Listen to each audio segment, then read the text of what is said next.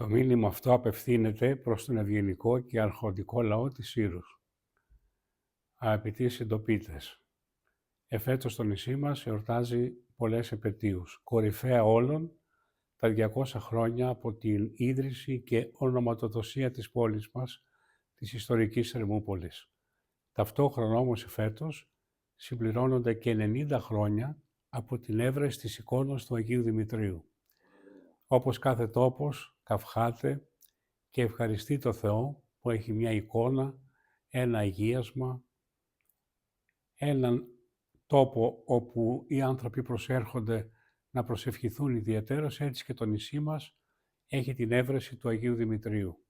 90 χρόνια λοιπόν εφέτος, από το 1936, όταν στις 25 Μαΐου οι καμπάνες είχαν χαρμόσει να αναγγείλουν στους προγόνους μας και τους πατέρες μας ότι εκεί όπου και σήμερα βρίσκεται η έβρεση, ευρέθη η εικόνα του Αγίου.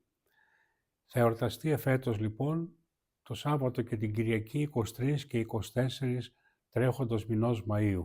Και όλους σας παρακαλώ να τιμήσετε με την παρουσία σας την εορτή, ιδιαίτερα να παρακινήσετε και να παροτρύνετε τα παιδιά σας να έρθουν να προσκυνήσουν στον Άγιο Δημήτριο, γιατί το γεγονός δεν αφορά μόνο το παρελθόν, αφορά και το παρόν, εμάς σήμερα, αλλά και το μέλλον αύριο που είναι τα παιδιά μας.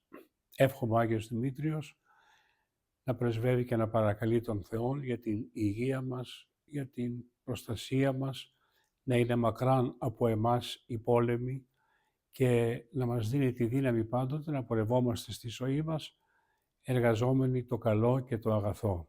Ευχαριστώ που με ακούσατε και ελάτε όλοι μαζί να εορτάσουμε και να τιμήσουμε τον Άγιό μας.